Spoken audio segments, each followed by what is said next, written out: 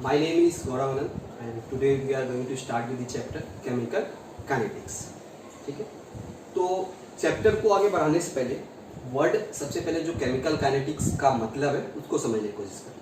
ठीक है, if you talking about the chemical means some chemicals reactions. ठीक है, केमिकल्स के बारे में बात करने वाले हैं. और अगर जहाँ काइनेटिक्स का बात करें तो सिंपली अगर दिमाग में काइनेटिक्स का फिजिक्स से रिलेवेंट होता है. हम लोग फिजिक्स में किसका बात करते हैं? मोशन. काइनेटिक्स का मतलब समझ सकते हैं मोशन, स्पीड, ठीक है, डायनेमिक्स, ठीक है, और other you can say movement. ठीक है, तो we are talking about the movement और you can say speed of a chemical reactions in this chapter. हम लोग क्या बात करने वाले हैं? केमिकल रिएक्शंस का स्पीड, उसका रेट के बारे में बात करने वाले हैं. ठीक है, dynamics of a chemical reactions. ठीक है, तो बेसिकली अगर जब बात करें काइनेटिक्स वर्ड जो है that is basically derived from the word Greek letter that is called kinesis. Sorry, not Greek letter, that is Greek word that is kinesis. ठीक है, ये जो वर्ड है वो कहां से आया? काइनेसिस. काइनेसिस का मतलब क्या होता है? That is movement. ठीक है, तो अगर जहां हम लोग केमिकल काइनेटिक्स का बात करें तो हम लोग क्या बात करने वाले हैं? We are going to talk about the speed of the chemical reaction, other you can say the dynamics of a chemical reaction. ठीक है, अब उससे आगे डिस्कशन करने से पहले हम लोग ये समझते हैं कि चैप्टर्स को पढ़ने का जरूरत क्या है. ठीक है, अब कोई केमिकल रिएक्शंस हम लोग कर रहे हैं इंडस्ट्रियल स्केल पर सपोज. अब हम लोग को उसका रिजल्ट 2 दिन में चाहिए और वो रिएक्शन को अपने आप होने में 1 महीने लग रहे हैं. तो ये तो हमारे लिए फिजिबल नहीं. ठीक है, तो इस चैप्टर को पढ़ने का यही यूटिलाइजेशन है हम लोग के लिए कि किसी भी केमिकल रिएक्शंस का हम लोग स्पीड या रेट डिटरमाइन कर पाते हैं इस चैप्टर में. ठीक है, और अगर जब बात किए अभी तक हम लोगों ने सिर्फ डिस्कशन क्लास 11 में क्या किया है? Feasibility of reaction, other you can say the spontaneity of the reaction. हम लोगों ने केमिकल थर्मोडायनामिक्स में क्या पढ़ा है कि रिएक्शन हो रहा है या नहीं हो रहा है. हम लोगों ने ये डिस्कशन नहीं किया वहां पर कि रिएक्शन का रेट क्या है. मतलब वो रिएक्शन हो रहा है तो वो रिएक्शन हो सकता है साल भर लग जाए, 1 साल लग जाए, हो सकता है रिएक्शन को 1 महीने लग जाए, हो सकता है रिएक्शन को 1 दिन लग जाए, हो सकता है रिएक्शन को 10 सेकंड लगे, 1 घंटे लगे. ठीक है, तो उस चैप्टर में हम लोगों ने ये डिस्कशन नहीं किया कि रिएक्शन का रेट क्या है या रिएक्शन एक पॉइंट पे कितना रेट से आगे पीछे जा रहा है. उस चैप्टर में हम लोगों ने क्या डिस्कशन किया? रिएक्शन हो रहा है या नहीं हो रहा है, स्पॉन्टेनिटी का बात किया है और बात किया है इक्विलिब्रियम पे क्या कंसंट्रेशन होगा. हम लोगों ने केमिकल थर्मोडायनामिक्स में यही पढ़ा है. तो वही चीज को मतलब केमिकल रिएक्शंस के रेट को जानने के लिए, उसका स्पीड को जानने के लिए हम लोग क्या चैप्टर पढ़ने वाले हैं? Chemical kinetics. ठीक है, so simply we can say the branch of what is chemical kinetics, the branch of physical chemistry in which we study about the rate of the reaction, other you can say speed of the reaction. ठीक है, अभी definition पूरा नहीं है, उसको आगे समझाते हैं. तो अब उसके बाद चैप्टर्स को पढ़ने के लिए मतलब अगर डेली लाइफ का बात करें, why we study chemical kinetics, तो अभी तो हम लोग जस्ट मैंने एग्जांपल दिया कि इसीलिए कि हम लोग को रिएक्शन का रेट पता चल जाए. तो हम लोग के पास नेक्स्ट क्वेश्चन क्या है? Why we study chemical kinetics. ठीक है, why we study this chapter, हम लोग क्यों पढ़ते हैं इस चैप्टर. ठीक है, नॉर्मली कुछ एग्जांपल्स से हम डेली लाइफ में जो हम लोग यूज करते हैं उससे बताते हैं. सबसे पहला एग्जांपल हम लोग बोल सकते हैं, हम लोग दिन मतलब सर दर्द करता है, बुखार होता है, तो हम लोग क्या करते हैं? दवाई मतलब ऐड आता है टीवी पे कि हाँ खाइए 10 मिनट में ठीक हो जाएगा. ऐसा होता है? नहीं होता है.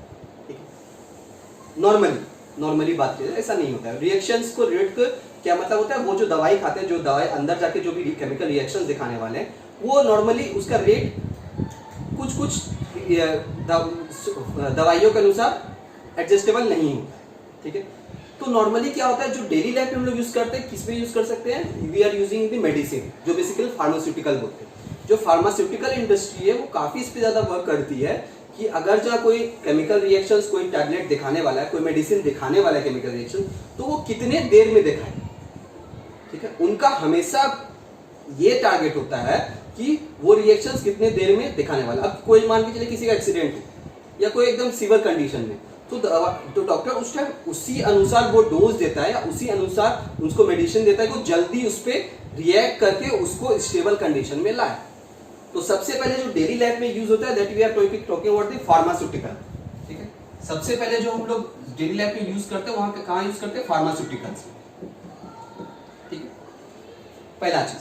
सेकेंड, अब हम लोग मार्केट में जो डेली लाइफ का चीज है, मार्केट में हम लोग जाते हैं पैक्ड फूड खरीदते हैं, पैक्ड फूड खाते हैं, ठीक है। एक एग्जांपल लेते हैं जूस का कैन, ठीक है। हम लोग क्या करते हैं, जूस का जो कंटेनर होता है वो जूस को बहुत दिन तक रखा जा सकता है, खराब नहीं होता है, ठीक है। लेकिन if we are going to buy the juice from the market and if we keep the juice in house for 3 to 4 hours it will start to deteriorate. वो क्या होता है कि 3 से 4 घंटे तक अगर हम रखते हैं वो खराब होना स्टार्ट होता है। तो वो क्या चीज है बेसिकली, किस वजह से वो जो पैक्ड फूड में वो जो कंटेनर में क्या है जिसकी वजह से वो पैक्ड फूड में वो जूस खराब नहीं है, क्योंकि हम लोग इसमें क्या यूज करते हैं, प्रिजर्वेटिव्स।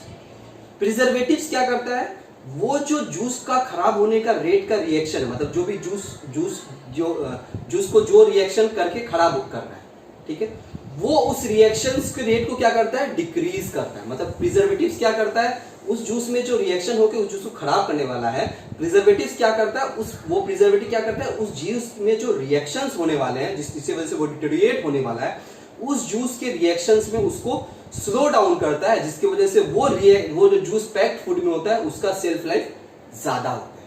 तो ये सेकेंड चीज है जिसके बारे में बोल सकते हैं, self life of packed food, ठीक है, लाइफ ऑफ पैक्ड फूड।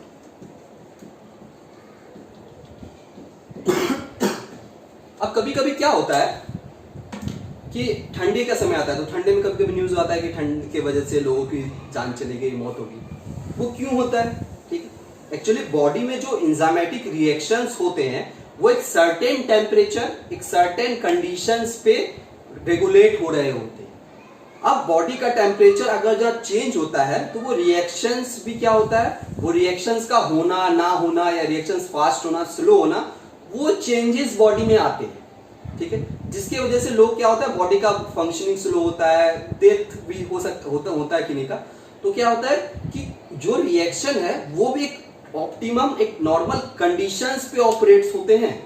मतलब जो केमिकल काइनेटिक्स में जो रिएक्शंस पे बात करेंगे तो वो रिएक्शंस इस चैप्टर में और क्या पढ़ेंगे कि कौन कौन सा कंडीशन है जिसके ऊपर वो रिएक्शन सबसे ज्यादा फेवरेबल है, या उस पे वो क्या फैक्टर्स है जिसकी वजह से रिएक्शन का रेट बढ़ रहा है और घट रहा है।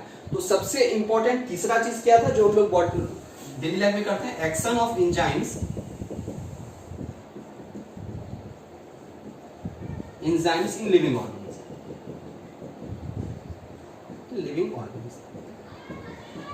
ठीक है। अब बात करें कार्बोहाइड्रेट्स, ठीक है। कार्बोहाइड्रेट्स जब भी एनारोबिक कंडीशन में होता है तो क्या होता है, वो मीथेन प्रोड्यूस करता है, ठीक है। तो मीथेन जो प्रोड्यूस होता है वो मीथेन बेसिकली क्या होता है, एटमॉस्फेयर के फ्री रेडिकल से कंबाइन होकर मीथेन का मिथाइल फ्री रेडिकल बना देता है, ठीक है। तो बहुत सारे मतलब इकोलॉजिस्ट होते हैं जो मतलब उनके लिए बहुत बड़ा कंसर्न होता है कि वो किस रेट से चेंज हो रहा है, ठीक है।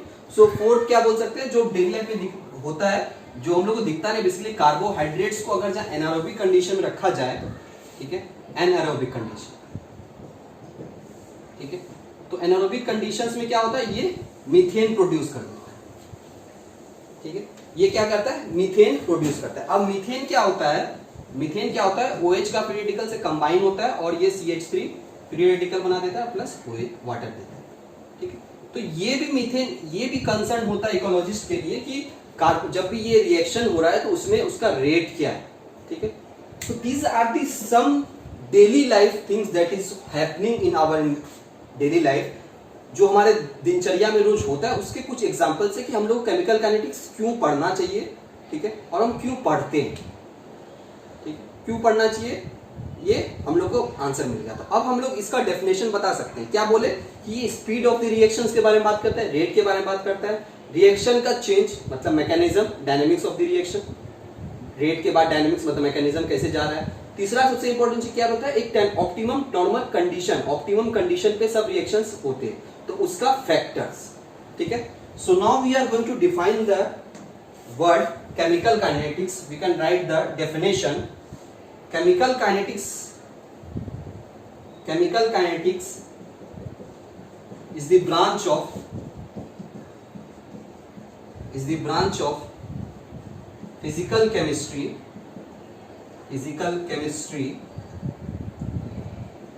in which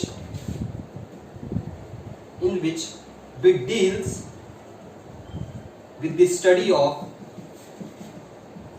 with the study of rate of reaction, rate of reaction, rate of reaction, ठीक है, their mechanism,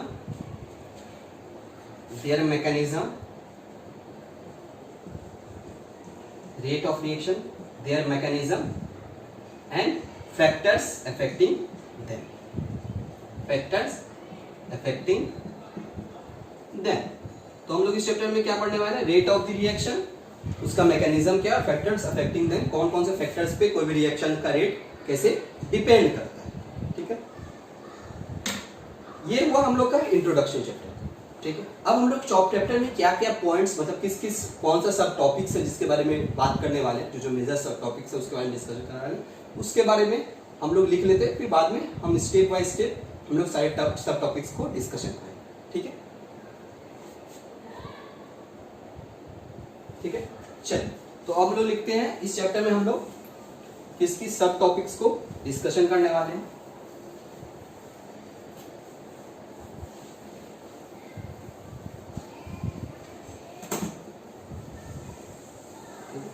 तो सबसे पहला अब आते हैं, सबसे पहले हम लोग क्या बात करने वाले इस चैप्टर में? रेट लॉ, ठीक है, रेट लॉ, ठीक है, ऑर्डर एंड मॉलिक्यूलरिटी, ठीक है। हम लोग सबसे पहले क्या बात करने वाले? Rate law, order and molecularity, ठीक है। सबको हम लोग धीरे धीरे डिफाइन करें। मॉलिक्यूलरिटी, ठीक है, फर्स्ट चीज, ठीक है। सेकेंड क्या है? Order of the reaction, order of the reaction क्या होता है, ठीक है। तीसरा जो पॉइंट बात करने वाले हैं that is determination of order of the reaction, ठीक है। तीसरा क्या होगा? डिटर्मिनेशन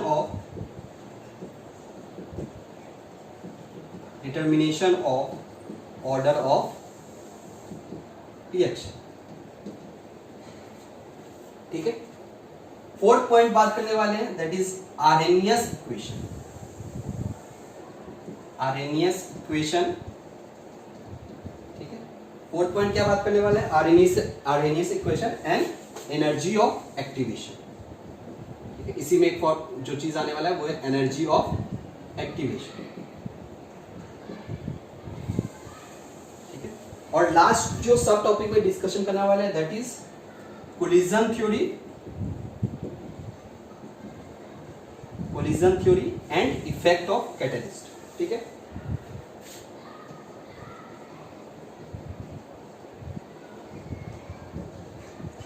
तो ये सारे मेजर सब टॉपिक्स हैं इस चैप्टर्स के जो हम लोग डिस्कशन करने वाले हैं, और इसी के ऊपर हम लोग आगे चैप्टर प्रोसीड करेंगे, ठीक है।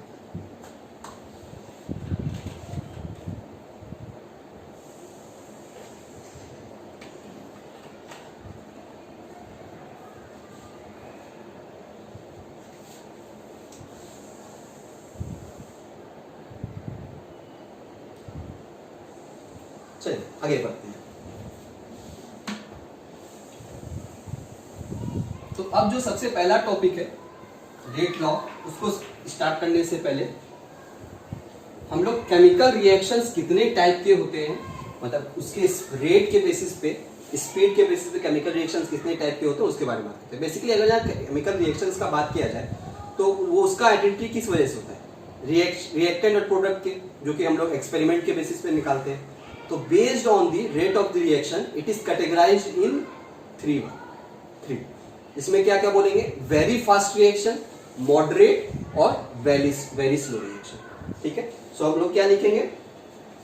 बेस्ड ऑन द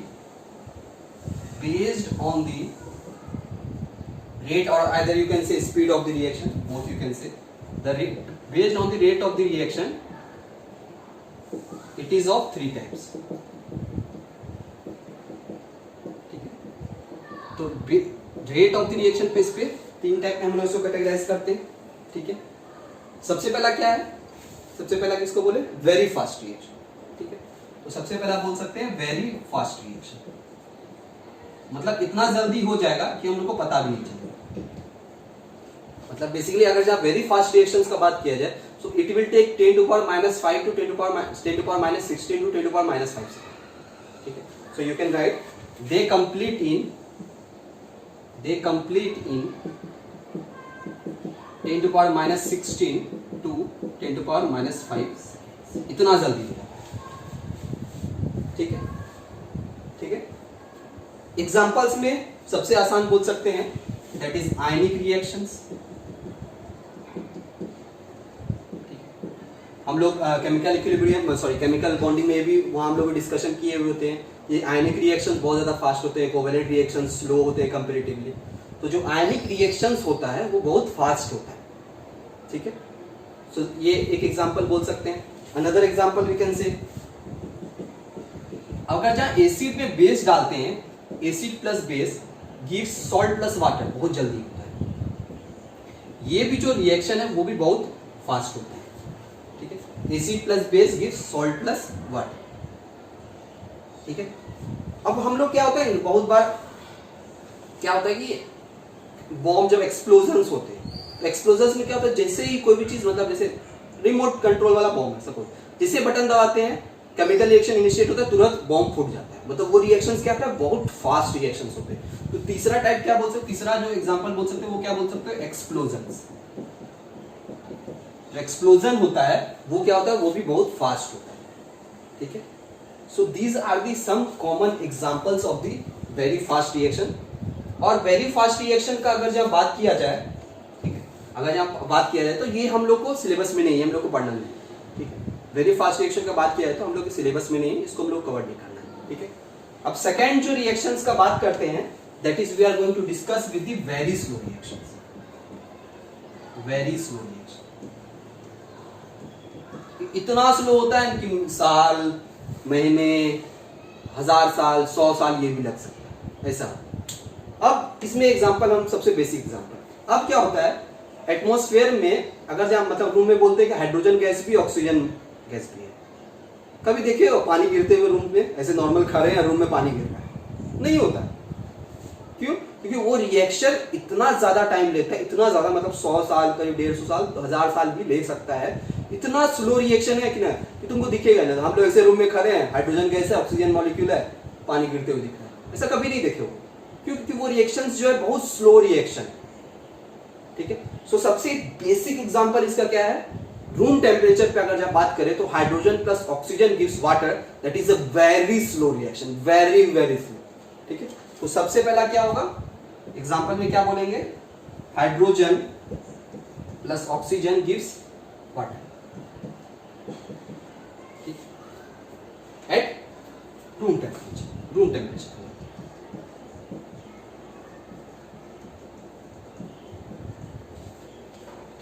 पहला एग्जांपल. दूसरा एग्जांपल भी आप लोगों ने देखा होगा, रस्टिंग ऑफ आयरन.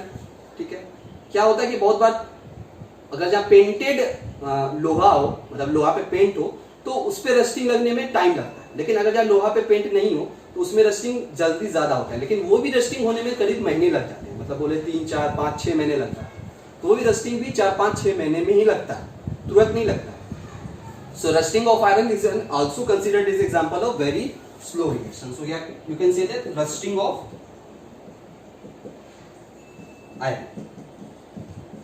ठीक है, और भी एग्जांपल्स, जैसे हम लोग का बूढ़ा होना, ageing of living organism. Basically हम लोग का बूढ़ा होना सालों साल लग जाता है. हम लोग 80, 70, 80 साल, 90 साल में, अब तो ठीक है 60, 70 साल में लोग मरते हैं. ठीक है, पहले में 100 साल लग जाता था, लोग जीते थे. तो क्या होता था, एजिंग ऑफ लिविंग ऑर्गेनिज्म. जैसे हम कोई पत्ता देखते हैं, अगर पत्ता को बात किया जाए, पत्ता को तोड़ो, ठीक है, या बोल सकते हो लिविंग ऑर्गेनिज्म, मतलब कोई भी लिविंग ऑर्गेनिज्म का जब हम बात करें तो ageing of living organism that will takes lots of time, वो बहुत ज्यादा टाइम लेता है. ठीक है, जिसकी वजह से वो भी क्या होता है, कंसीडर होता है वेरी स्लो रिएक्शन में. ठीक है, सो नाउ यू कैन से एजिंग ऑफ लिविंग ऑर्गेनिज्म. ठीक है, जो लिविंग ऑर्गेनिज्म का एजिंग होना है वो भी क्या होता है, बहुत ज्यादा ही टाइम लगता है. ठीक है, अब मान के चले एग्जांपल लेते हैं ग्रेफाइट. ठीक है, ग्रेफाइट से डायमंड बनता है, मतलब कोल बहुत दिन तक जमीन में जमा हुआ रहता है ग्रेफाइट के फॉर्म में.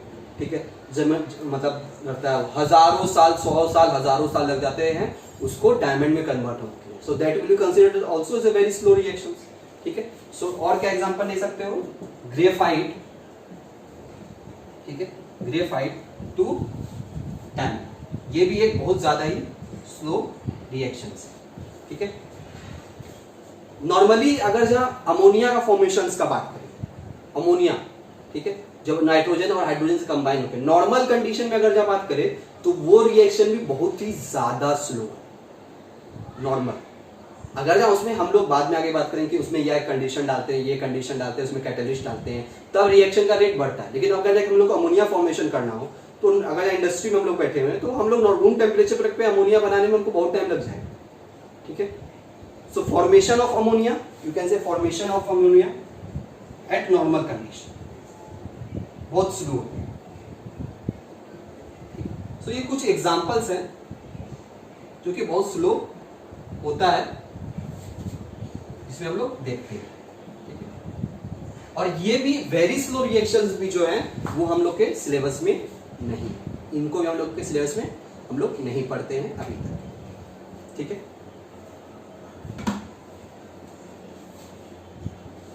नोट डाउन कर लीजिए आप लोग।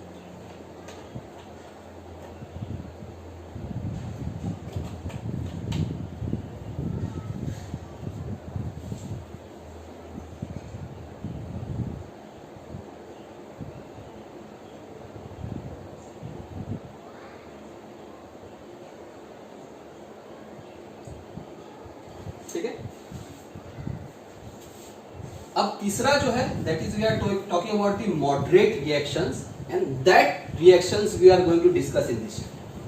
जो तीसरा रिएक्शंस के बारे में हम लोग बात करने वाले हैं वो कौन सा होगा, मॉडरेट रिएक्शंस, ठीक है। सो थर्ड जो रिएक्शंस के बारे में हम लोग बात करेंगे वो कौन सा है, मॉडरेट रिएक्शंस, और you can say normal reactions, moderate reactions, either you can say normal reactions. So जब मॉडरेट और नॉर्मल रिएक्शंस का बात करते हैं तो इसमें जो रिएक्टेंट्स प्रोडक्ट्स होते हैं वो मॉलिक्यूलर फॉर्म में होते हैं, ठीक है। और नॉर्मली ये रिएक्शंस का बात करें तो ये कुछ घंटे, कुछ आवर, कुछ दिन लेता है, ठीक है। मतलब एक टाइम नहीं बता सकते, लेकिन हाँ कुछ घंटे, कुछ आवर, कुछ टाइम लेता है, ठीक है।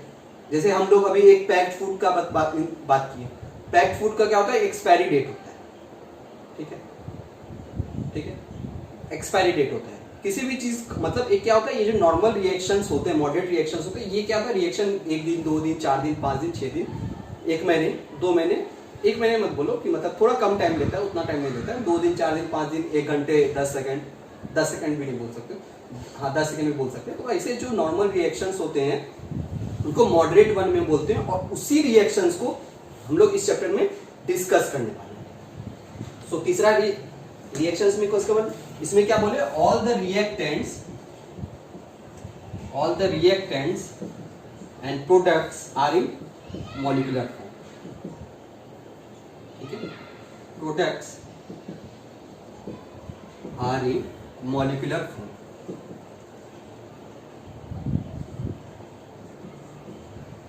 ठीक है, ठीक है।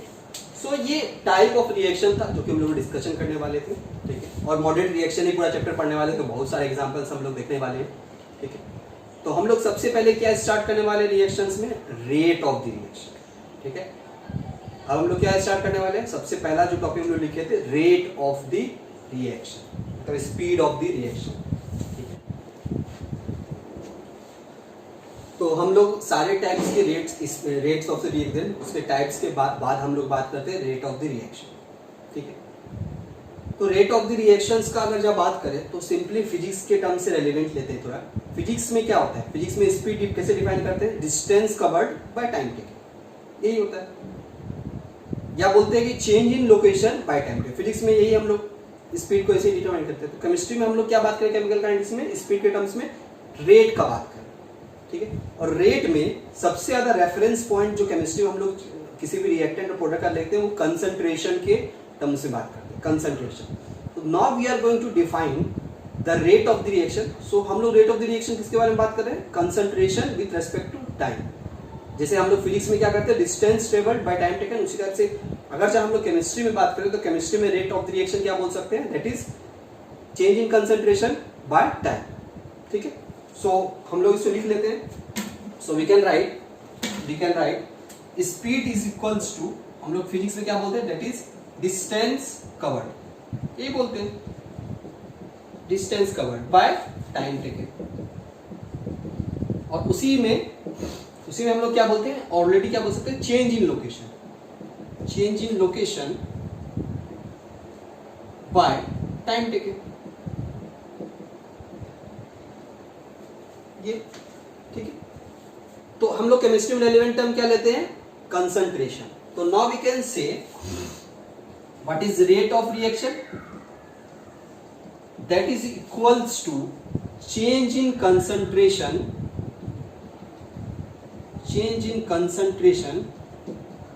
by time taken, so this is rate of reaction, ठीक है। और अगर जहाँ कंसंट्रेशन का डिनोमिनेशन का बात करें तो कैसे करते हैं केमिस्ट्री में, हम लोग क्या करते हैं, कैसे इसको डिनोट करते हैं, ठीक है, कैसे इसको डिनोट करते हैं, बाय डबल ब्रैकेट साइन, ठीक है। सो कंसंट्रेशन को कैसे दिखाएंगे, डबल ब्रैकेट साइन। और कंसंट्रेशन हम लोग किस में बोलते हैं, concentration in terms of molarity, जो मोलैरिटी है उसके टर्म्स में कंसंट्रेशन क्या होता है हम लोग दिखाते हैं। टाइम टेकन का जो बात कर रहे हैं, टाइम टेकन का टाइम किस में हो सकता है, सेकंड्स में हो सकता है, मिनट्स में हो सकता है, आवर्स में हो सकता है, डेज में हो सकता है, वीक में ईयर्स हो सकता है, मंथ में हो सकता है, ईयर्स में हो सकता है, ठीक है। तो टाइम टेकन जो हम लोग बात कर रहे हैं, टाइम टेकन किस में हो सकता है, सेकेंड्स में हो सकता है, आवर्स में हो सकता है, मिनट्स में हो सकता है, डेज में हो सकता है, वीक्स में हो सकता है, मंथ्स में हो सकता है, ईयर्स में भी हो सकता है, जो कि बेसिकली रेडियो एक्टिव के लिए ईयर्स होता है, ठीक है। तो अगर जहां हम लोग इससे हम लोग बोले तो रेट ऑफ द रिएक्शन कैसे डिफाइन कर सकते हैं, rate of the reaction is the change in concentration per unit time, बहुत आसान हो गया। So what, how we can determine the rate of the reaction, so we can define rate of the reaction is defined as the change in concentration per unit time, concentration of reactant product दोनों के बारे में बात कर सकते हैं, reactant और products per unit time, ठीक है। This is how we can define the rate of a reaction, आसान हो गया, ठीक है। अगर जब हम लोग रेट ऑफ रिएक्शंस का यूनिट का बात करें, ठीक है, अगर जब हम लोग रेट ऑफ द रिएक्शंस का यूनिट का बात करें, ठीक है, तो यूनिट का बात करें तो यूनिट में क्या है, concentration, so we can write unit concentration per unit time, ठीक है। कंसंट्रेशन को हम लोग क्या लिखते हैं, मोलैरिटी क्या होता है, number of moles by volume, तो इसको क्या लिख सकते हैं, मोल्स पर लीटर पर टाइम सेकेंड्स ईयर्स जिसमें दिया हुआ ले लेते हैं, ठीक है। अगर जब हम लोग गैसियस रिएक्शंस का बात कर रहे हैं तो वहां पर क्या हो सकता है, कंसंट्रेशंस को प्रेशर के रेफरेंस में लिखते हैं, ठीक है। So we can write pressure time, ये किसके लिए हुआ, गैसियस रिएक्शंस के लिए, ये किसके लिए, गैसियस के लिए। क्यों, क्योंकि जब फॉर्मूला निकालते हैं तो PV is equals to nRT को हम लोग P is equals to CRT भी लिख सकते हैं, ठीक है। तो प्रेशर का जो है, अगर गैसेस रिएक्शन का बोल सकते हैं तो कंसंट्रेशन के साथ डायरेक्टली प्रोपोर्शनलिटी है according to ideal gas equation, ठीक है। So this is how we can write the unit of rate of reaction. अब टाइम जिसमें दिया हुआ उसके रेफरेंस में टाइम लिखेंगे, ठीक है। अब हम लोग इसके आगे बढ़ते हैं और कैसे रेट को दिखाते हैं, ठीक है। अब रेट को और दिखाने के लिए उससे पहले एक रिएक्शन एज्यूम करते हैं, ठीक है।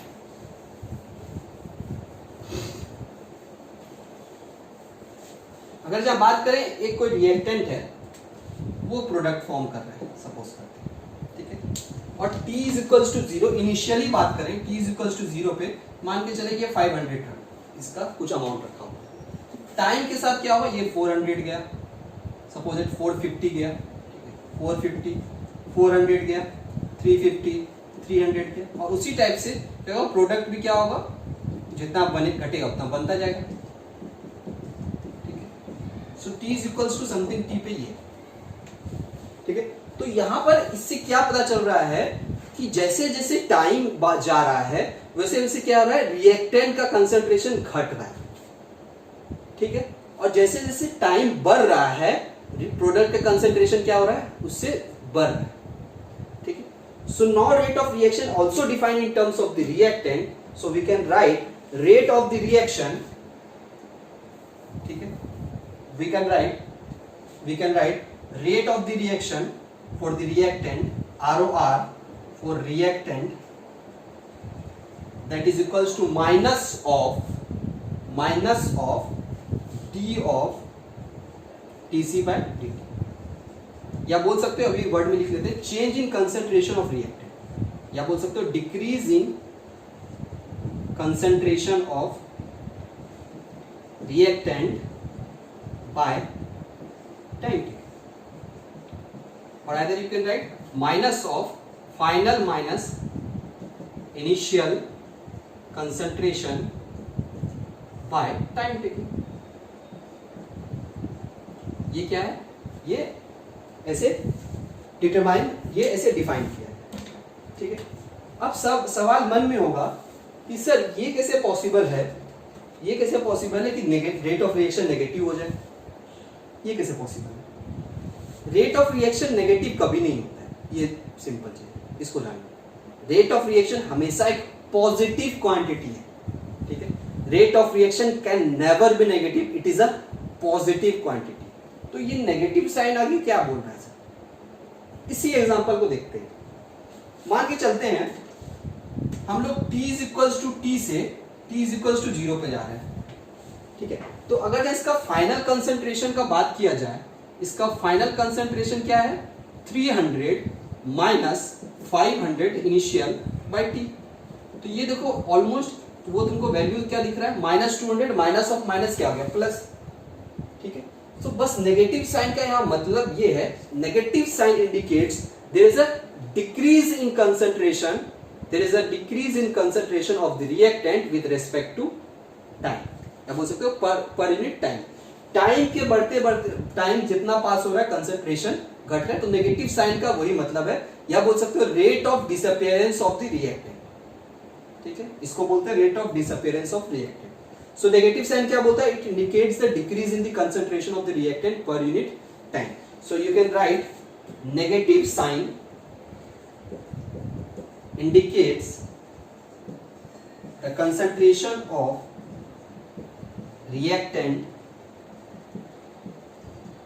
decreases with respect to time। So time के साथ क्या है, जो रिएक्टेंट इसका रेट है वो नेगेटिव साइन क्या डिफाइन कर रहा है, इसका कंसंट्रेशन क्या हो रहा है, टाइम के साथ घट रहा है, ठीक है। सो रेट ऑफ रिएक्शंस को अगर आप वर्ड में लिखना चाहे तो रेट ऑफ रिएक्शंस क्या, रेट ऑफ रिएक्टेंट क्या लिख सकते हैं, rate of reaction is the decrease in concentration of reactant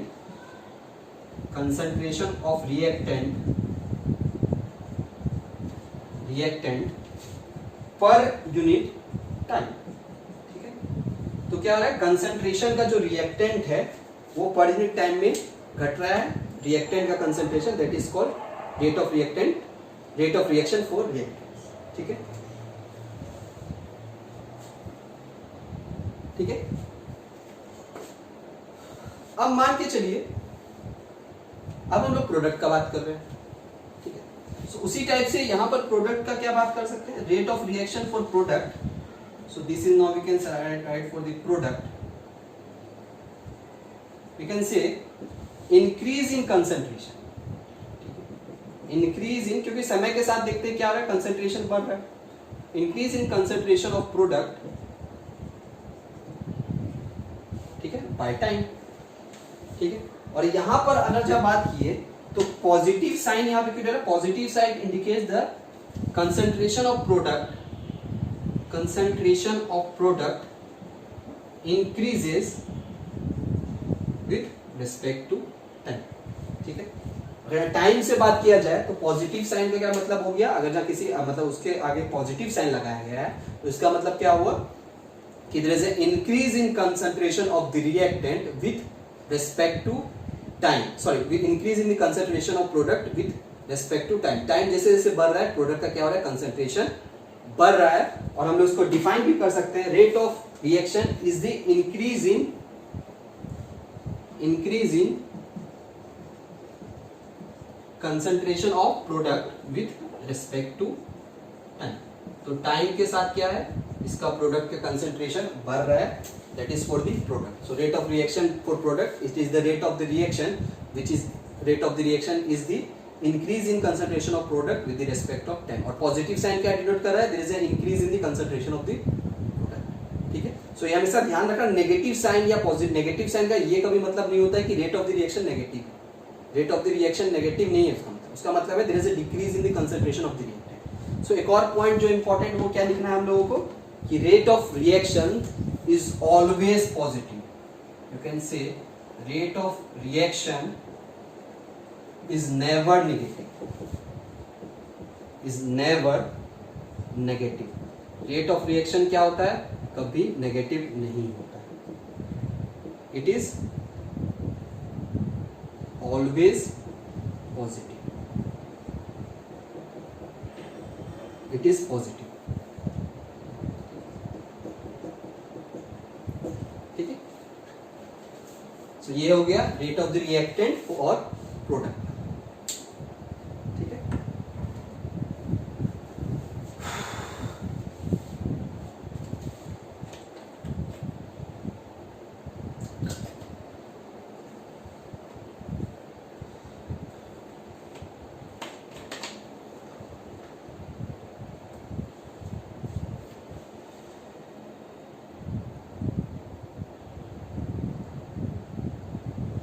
ठीक है।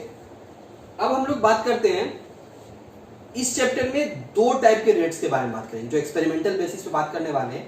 एक को बोलेंगे average rate of the reaction और दूसरे को बोलेंगे instantaneous rate of the reaction. ठीक है, जो एक्सपेरिमेंटल मेजरमेंट्स करेंगे इस चैप्टर में वो दो टाइप के रेट ऑफ द रिएक्शंस के बारे में बात करने वाले हैं, that is average rate and another one is the instantaneous rate. ठीक है,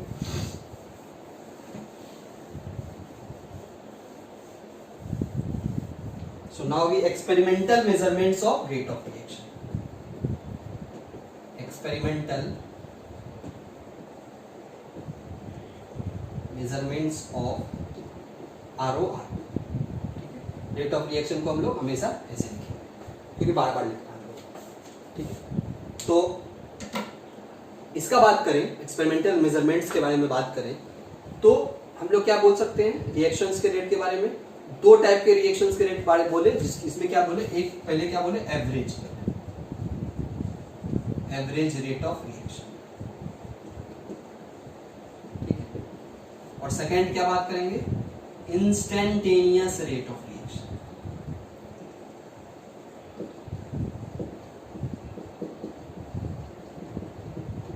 इन दोनों रेट ऑफ रिएक्शन को समझते हैं एक आसान एग्जांपल से। सब कोई बाइक नॉर्मली सबको बाइक देखा होगा, बाइक चलाते हुए।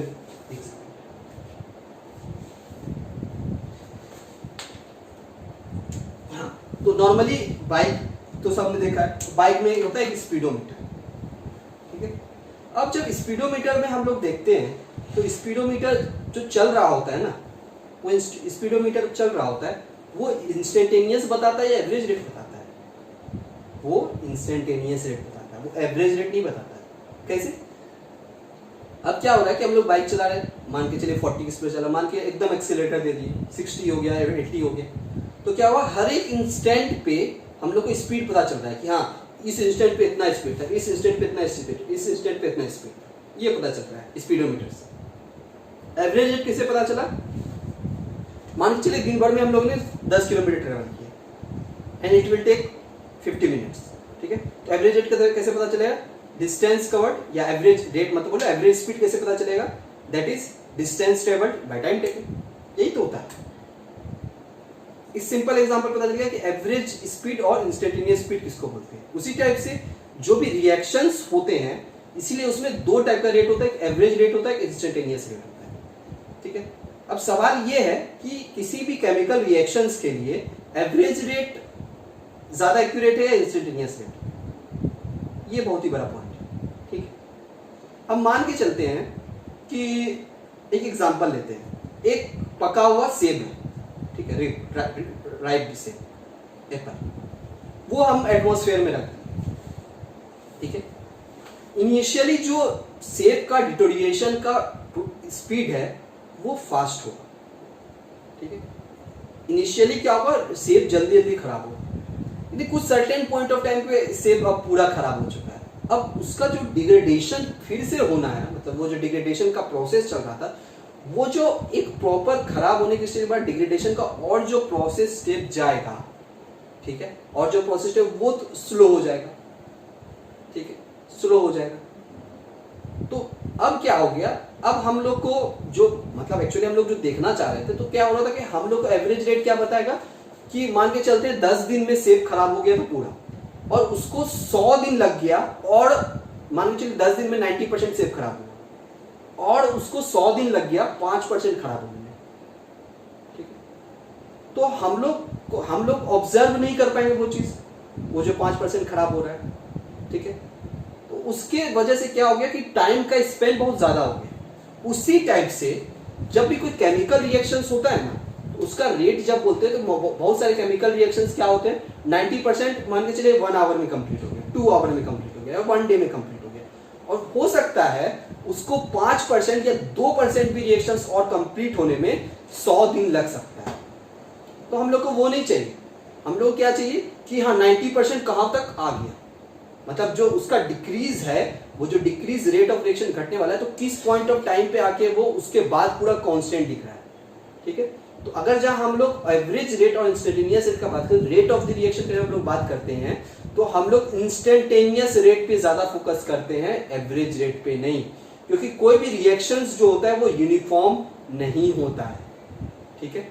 So we are saying that the average rate of the reaction is not a correct method for measuring the rate of the reaction, because the rate of the reaction is not uniform throughout it. It will continuously change with respect to time or with passage of time, ठीक है। So हम लोग क्या लिख सकते हैं, average rate of the reaction is not correct method, ठीक है।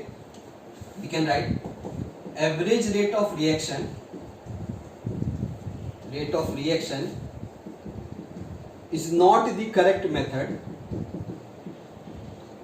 is not the correct method, is not the correct method,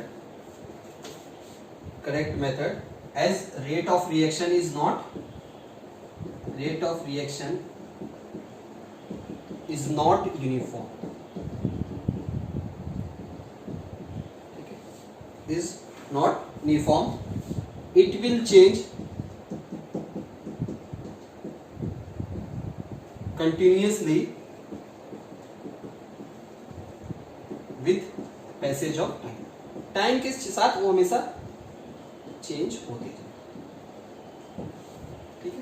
तो ये ध्यान रखना है कि इंस्टेंटेनियस और एवरेज रेट में कौन ज्यादा एक्यूरेट है, हम लोग रेट ऑफ रिएक्शन फाइंड करेंगे, ठीक है। सो एवरेज रेट कैसे डिटरमाइन करते हैं, एवरेज रेट कैसे हम लोग बोलते हैं, average rate is equals to change in concentration with change with time, ठीक है। एवरेज रेट ऑफ रिएक्शन क्या लिख सकते हैं, दैट इज डेल्टा सी या डेल्टा एक्स, बहुत बुक में डेल्टा एक्स लिखा होता है, बाय डेल्टा टी, ठीक। So x delta x which is x2 minus x1 by t2 minus t1, this is average, ठीक है। Change in concentration by change in time, ठीक है। अब हम लोग स्पीडोमीटर का एग्जांपल जब देख रहे थे, तो स्पीडोमीटर के एग्जांपल में हम लोग क्या बोले कि एक सर्टेन पॉइंट ऑफ टाइम पे क्या होता है कि हम लोग इंस्टेंटेनियस रेट मिलता है। तो when time approaches zero, time जब जीरो के पास एकदम टाइम अप्रोचेस जीरो, लिमिट जब उसका जीरो के ऊपर टेंड करता है, तो वहां पर हम लोग क्या मिलता है, इंस्टेंटेनियस रेट, क्योंकि हम लोग जब स्पीडोमीटर में बाइक चलाते हैं तो एक इंस्टेंट पे हमेशा देखते रहते हैं, ठीक है। सो you can right instantaneous rate, क्या लिख सकते हो, instantaneous rate of reaction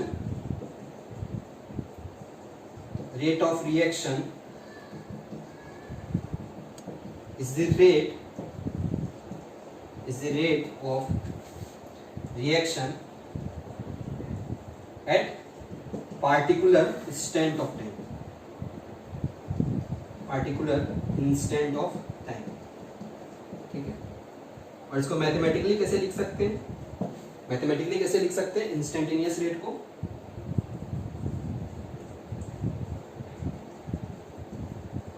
instantaneous rate को मैथमेटिकली कैसे लिख सकते हैं, कैसे लिख सकते हैं, we can write delta C limit t tends to 0 delta C by delta T that is equals to dx by dt। सो ये हम लोग मैथमेटिकली इसको लिख सकते हैं। जब टाइम अप्रोचेस 0 रहेगा तो वहां पर क्या बोल सकते हैं, that is dx by dt and that will be give the instantaneous rate.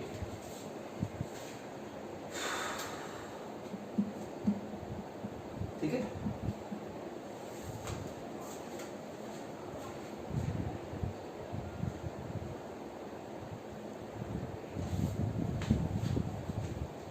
ठीक है। चलिए, तो अब हम लोग इसके ग्राफ के बारे में बात करते हैं, इसके ग्राफ के बारे में बात करते हैं। तो नॉर्मली जब ग्राफ देखते हैं, नॉर्मली जब हम लोग ग्राफ देखते हैं तो सबसे पहले जो फिजिक्स का रेलेवेंट लेते हैं वही स्पीड वर्सेस टाइम का, मतलब डिस्टेंस वर्सेस टाइम का ग्राफ देखते हैं। तो अगर जब मान के चलिए ग्राफ कुछ ऐसा है, ठीक है, और हम लोग को मान के चलिए एवरेज स्पीड निकालना है बिटवीन ए एंड बी, तो हम लोग क्या करते हैं,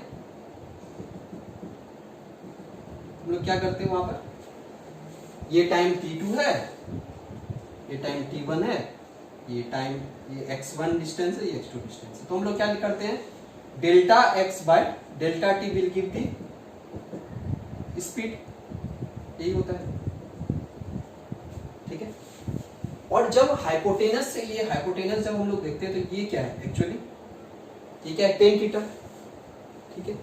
तो यही जो डेल्टा x पर डेल्टा t एक्चुअली यही क्या है, हम लोग को टेन थीटा, मतलब उसका जो स्लोप होता है, वो स्लोप जो होता है वही क्या करता है, हम लोग को स्पीड बताता है। बेसिकली जो टेन थीटा होता है वो क्या बताता है, स्पीड, ठीक है। सो अब अगर जा बात करते हैं केमिस्ट्री के रेलेवेंट टर्म में, तो यहां पर वहां क्या होता है, डिस्टेंस, यहां पर हम लोग क्या लिख सकते हैं, यहां पर क्या लिख सकते हैं, केमिस्ट्री में क्या लिख सकते हैं, कंसंट्रेशन विथ टाइम, ठीक है। अब कंसंट्रेशन बात करें तो एवरेज रेट जब हम लोग निकालेंगे तो average rate between A and B कैसे निकाल सकते हैं, सिंपली टेन थीटा निकाल के, या बोल सकते हैं average rate that is delta x bye delta T, निकाल लो, खत्म बात। अब इंस्टेंटेनियस रेट किसको बोलते हैं, ऐसा टाइम, मतलब एक instant of point of time पे, मतलब अगर जहां ग्राफ ऐसे ड्रॉ किया गया है, ग्राफ ऐसे ड्रॉ किया गया है, ठीक है। अब मान के चलते हैं ये ए और बी पॉइंट जो अभी जस्ट हम लोगों ने यहाँ देखा, तो ए और बी पॉइंट में यहां पर जो इंस्टेंटेनियस क्या, टाइम अप्रोचेस 0, तो टाइम तो यहीं पे 0 अप्रोच कर रहा है, मतलब वो एक पॉइंट ऑफ टाइम पे, मतलब टाइम अप्रोच 0, मतलब एक वही इंस्टेंट पे यहां पर बात करें तो एवरेज यहां पर से भी साफ पता चल रहा है कि जो इंस्टेंटेनियस रेट है वो हर एक पॉइंट पे अलग होगी, हर एक पॉइंट का स्लोप क्या हो रहा है, वो चेंज हो रहा है, हर एक पॉइंट का टेन थीटा जो है वो चेंज हो रहा है, जिसकी वजह से हम लोग बोल सकते हैं कि एट दैट पॉइंट ए यहां पर इंस्टेंटेनियस रेट और बी का इंस्टेंटेनियस रेट भी क्या होगा, अलग होगा, ठीक है। सो इसीलिए हम लोग ग्राफ में ऐसे बता सकते हैं कि उस ग्राफ पे पॉइंट पे कहां पर इंस्टेंटेनियस रेट हो, एवरेज रेट और इंस्टेंटेनियस रेट में क्या डिफरेंस है, जो कि हम लोग इसमें डिफरेंस पे बेसिस पे बात करते हैं, इसमें स्लोप पे बेसिस बात करते हैं। तो यहां पर जो इंस्टेंटेनियस होगा, rate of instantaneous, that will B, that slope will be give the instantaneous rate of the reaction, और यहां पर ए बी का जो स्लोप होगा that will be give the, that will give the average rate of the reaction, ठीक है। अब हम लोग इसको केमिस्ट्री में दोनों रिएक्टेंट और प्रोडक्ट्स के लिए कैसे कैसे इसको लिखते हैं उसके बारे में हम लोग देखते हैं, ठीक है। तो इसको नोट डाउन कर लीजिए। चलो, तो हम लोगों ने जैसे डिसाइड किया, जैसे हम लोगों ने देखा कि रिएक्शन का जो रेट था, हम लोगों ने ग्राफ जो देखा स्पीड वर्सेस टाइम का ग्राफ, उसी को हम लोग केमिस्ट्री में रेफरेंस में concentration with respect to time का ग्राफ देखते हैं। तो इसके लिए अगर जहाँ कोई भी रिएक्शन हो रहा है, रिएक्शन में मतलब रिएक्टेंट गोज टू प्रोडक्ट, तो रिएक्टेंट का अलग ग्राफ होगा, प्रोडक्ट का अलग ग्राफ होगा, क्योंकि अगर हम लोग बोलते हैं टाइम से क्या हो रहा है, रिएक्टेंट घट रहा है, प्रोडक्ट टाइम से बढ़ रहा है, दोनों ग्राफ अलग होना चाहिए। तो अगर जब आप ग्राफ ड्रॉ करना चाह रहे हैं तो हम लोग ग्राफ ड्रॉ करेंगे, क्या होगा, कंसंट्रेशन ऑफ रिएक्टेंट, ठीक है, वर्सेस टाइम, और हम लोग ग्राफ किस पे ड्रॉ कर रहे हैं, कंसंट्रेशन ऑफ प्रोडक्ट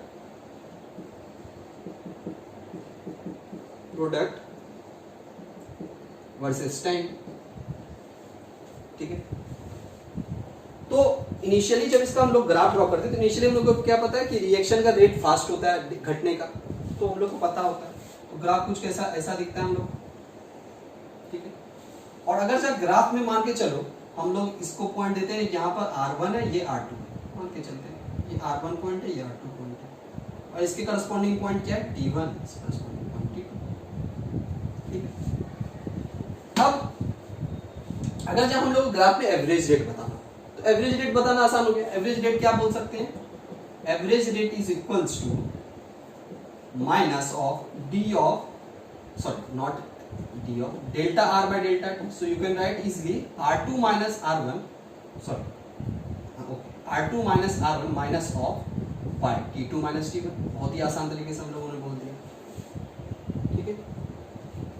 अब अगर जाए इंस्टेंटेनियस रेट, तो इंस्टेंटेनियस किसी इंस्टेंट पे बताना होगा, ठीक है। तो इस इंस्टेंट का जब बात करें तो इसका जो स्लोप होगा that will actually give the instantaneous rate, ठीक है। इसका जो स्लोप होगा वो क्या होगा, हम लोग को बेसिकली क्या होगा, इंस्टेंट, क्योंकि हम लोग क्या बोले टाइम अप्रोचेस 0, तो टाइम अप्रोचेस मतलब यहाँ पर टाइम डिफरेंस तो है नहीं, एक ही सर्टेन पॉइंट टाइम टी पे हम लोग क्या कर रहे हैं, निकाल रहे हैं स्लोप, ठीक है। So now we can write for the instantaneous rate that is equals to minus dr by dt, ठीक है। So this is instantaneous rate, ठीक है। और वही प्रोडक्ट का जब हम लोग बात करते हैं तो प्रोडक्ट क्या होता है, समय से प्रोडक्ट का क्या होता है, कंसंट्रेशन बढ़ता है, तो ग्राफ कुछ ऐसा दिखेगा। तो ये पॉइंट को मान के P1 मान लिए, ये पॉइंट को P2 मान लेते हैं, इसके रेस्पेक्ट जो पॉइंट T1 है इसको T1, इसको T2 मान लेते हैं।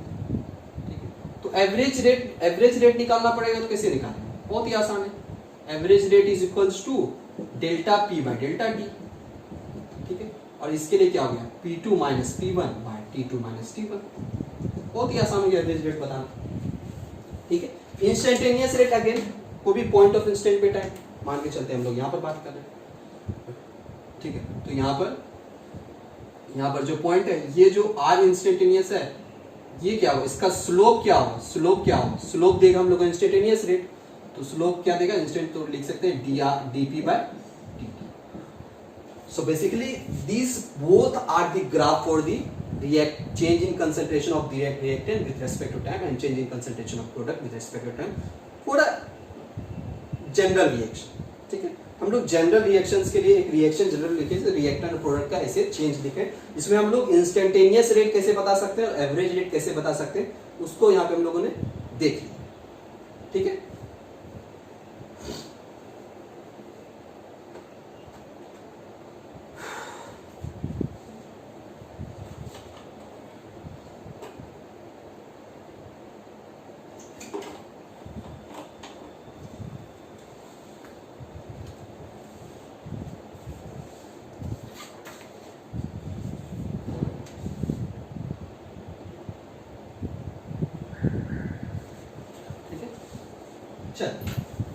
अब हम लोग बात करते हैं किसी भी जनरल इक्वेशन के लिए कैसे उसका रेट लिखते हैं और उसको समझते हैं। नेगेटिव और पॉजिटिव साइन तो हम लोग पहले ही समझ गए हैं कि नॉर्मली अगर जनरल एक्सप्रेशन लिखेंगे तो we are now going to discuss about the expression of rate of reaction, ठीक, कैसे लिखेंगे, मतलब रेट ऑफ रिएक्शन पहले लिख लेते हैं। We are taking the reaction AA plus BB gives CC plus DT, ये एक रिएक्शन, ठीक है। इसका रेट ऑफ द रिएक्शन कैसे लिखते हैं, -1 by A dA by dt -1 by B dB by dt plus 1 by C dC by dt plus 1 d by D by dt, ठीक है। So this is general expression for a rate of reaction, ठीक है, ऐसे लिखते हैं।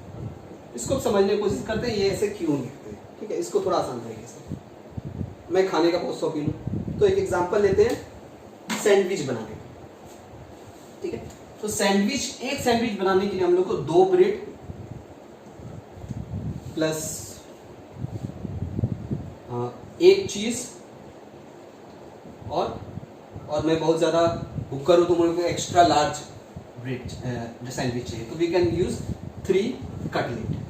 अब जो vegetarian है वो वेज ले लें, जो non vegetarian non veg cutlet ले लें, कई मर्जी। और ये क्या देता है हम लोग को, एक ब्रेड, सॉरी एक सैंडविच, इससे हम लोग एक सैंडविच बनाएंगे, ठीक है। हम लोग के पास इनिशियली 40 ब्रेड्स था, 20 सैंडविचेस थे, सॉरी 20 चीज था, नॉट सैंडविच, चीज एंड 30 कटलेट। और हम लोग को फाइनली 5 सैंडविच बनाना, मान चलो 5 सैंडविचेस बनाना, 5 सैंडविच बनाना। तो इनिशियली हम लोग को ये था और फाइनली हम लोग को क्या है, 5 सैंडविच बनाना है। 5 सैंडविच बनाने में कितना ब्रेड लगेगा, 40 माइनस 10, 5 सैंडविच के लिए 1 के लिए 2, 5 के लिए 10, ये कितना लगेगा 20 माइनस 5, और ये कितना लगेगा 30 माइनस 50। काफी आसान मैथमेटिक्स कैलकुलेशन है, ठीक है, ठीक है। अब इसका जो चेंज है सिर्फ उसको ध्यान देते हैं, ये है हम लोग का चेंज, यही तो मतलब एक्चुअली यही तो घटा है, ठीक? ये जो एक्सप्रेशन लिख रहे हैं इसको समझने की कोशिश कर रहे हैं, ठीक है। तो हम लोग क्या लिखे, -1/a dA/dt, ठीक है। तो हम क्यों लोग क्या लिख सकते हैं, -1/2 d ऑफ a/dt, मतलब कितना चेंज है, -10 का, मतलब सॉरी 10 का चेंज है by t at some time, ठीक है, इज इक्वल्स टू -1/1, ये कितना है, -5 का चेंज है, सॉरी 5 का चेंज है तो -5 लिखे बाय dt, क्योंकि फाइनल माइनस इनिशियल करते हैं, ठीक है, is equals to plus 1/c, 1/3, sorry minus not plus, minus ये भी जा ही रहा है, is equals to -15 by t is equals to plus 5 sandwiches बन रहे हैं 5/t। ये देखिए आपको सारा जो रिएक्शन का सारा में दिखेगा +5/t +5/t +5/t +5/t। तो अब डिफरेंस समझ में आ रहा है आप लोगों को, देखिए यही रिएक्शन को मैंने बस यहाँ अप्लाई किया, बस एक एग्जांपल लेके, मतलब एक खाने पीने का एग्जांपल लेके, ठीक है। तो this is how basically we can understood the example, by this example how we can, अगर जस्ट इससे हम लोग को पता क्या चला, अगर जब कोई एक का भी रेट पता हो ना, हम लोग पूरे रिएक्शंस के हर एक कंपोनेंट का रेट पता कर सकते हैं, मतलब रिएक्शन का रेट पता कर सकते हैं। इससे ये हम लोग को फायदा हो गया। मान के चलिए हमको इसी का पता हो तो हम लोग इसका सारे का बता सकते हैं, इसका पता हो इसका बता सकते हैं। तो यहाँ क्या हो, सिर्फ हम लोग को पता था कि 5 सैंडविच बनाने हैं हमको, तो हम लोग को सारे का पता चल गया कि हाँ भाई इसका क्या होगा, इसका क्या होगा, इसका क्या होगा, इसका सारे का रेट क्या है, हम लोग को यहाँ पे दिख रहा है कि बराबर है। इसी वजह से ये एक्सप्रेशन रेट इस टर्म्स में लिखते हैं और इसको हम लोग इस रेफरेंस से आसानी से समझ सकते हैं। और भी तरीके समझाने के होते हैं, ये हमको आसान है, ठीक है।